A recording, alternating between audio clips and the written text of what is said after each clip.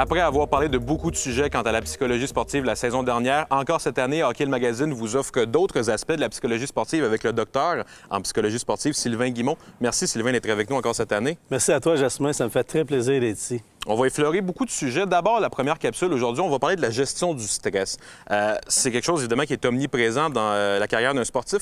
Parle-moi d'abord de comment on pourrait définir le stress de façon plus globale. C'est intéressant parce que le stress, une des plus grandes études qu'il y a eu à ce sujet-là, c'est dans les années 40 à l'Université McGill avec Dr. Hans Selye, qui, lui, a déterminé que le stress était ni quelque chose de positif, ni quelque chose de négatif, mais que c'était une réponse à un stimuli extérieur. Donc, soit de façon réelle, je peux faire face à un stress qui est là physiquement et avoir certaines peurs et me sentir stressé par rapport à ça, ou ça peut être quelque chose que je fais à l'intérieur de ma tête.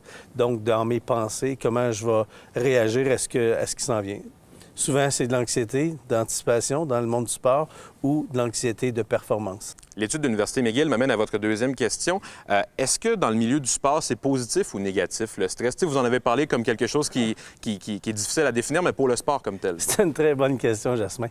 En fait, c'est la même chose que dans la vie courante.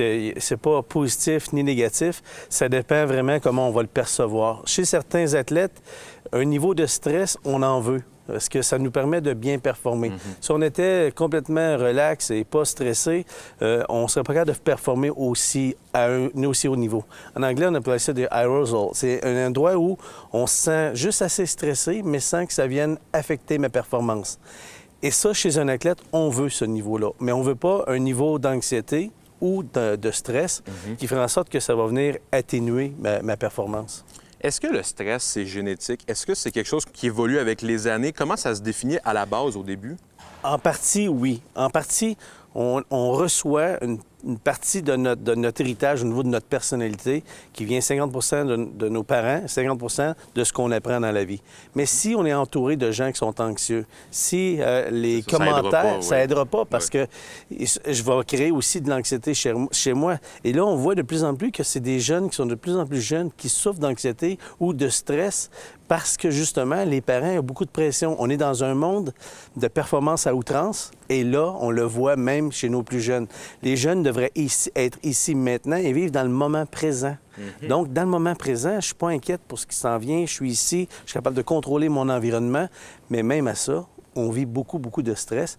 Et effectivement, il y a une partie qui va être, si mes parents étaient des gens très stressés, anxieux, de fortes chances que je le sois moi aussi, mais ce n'est pas une finalité. Il y a toujours une raison et une façon où on peut s'en sortir de ça quand on apprend à bien refaire un changement cognitif au niveau de notre cerveau. Oui, tout à fait. Ça m'amène sur ma dernière question que j'avais à ce sujet-là. Mais est-ce que vous suggérez de travailler sur le stress ou plutôt d'essayer de l'enrayer complètement? Est-ce que c'est plutôt de l'accepter? C'est drôle parce que là, en ce moment, j'écris un livre, ça s'appelle L'anxiété. Anxiété, soit mon invité.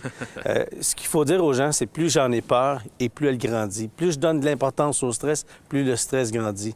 Ce que je dis aux gens, quand le stress est là, essayez pas de dire non, je suis pas stressé parce que le cerveau, ce qu'il fait, c'est qu'il enlève le mot ne pas puis il garde stress. Parce que ton cerveau te dit, si tu n'étais pas stressé, tu m'en parlerais pas. Fait que c'est parce que tu m'en parles que tu es stressé. Donc on dit, je suis pas stressé, je suis pas stressé. À la place. Ça augmente, en fait. Ça augmente. Il faut que je dise à mon cerveau ce que je veux et non pas ce que je veux pas. Il faut donc que je dise à mon cerveau, OK, c'est correct, je suis calme, c'est un beau défi, c'est plaisant. Je suis en train de faire quelque chose que j'adore, j'aime le sport. Donc c'est pas du stress, c'est quelque chose de plaisant. Et voir à travers ça, non pas du stress et de l'anxiété, mais plutôt de l'excitation, d'être excité, d'avoir hâte et de dire, bien, peu importe ce que je ferai, je donnerai de mon mieux et les conséquences de ça vont être positives tant son temps que je reste fier et heureux de la performance que j'ai donnée. C'est juste ça. Bien, les sportifs qui nous écoutent, on les conseille pour progresser à ce sujet-là. Merci beaucoup, M. Guimond. Merci, Jasmin.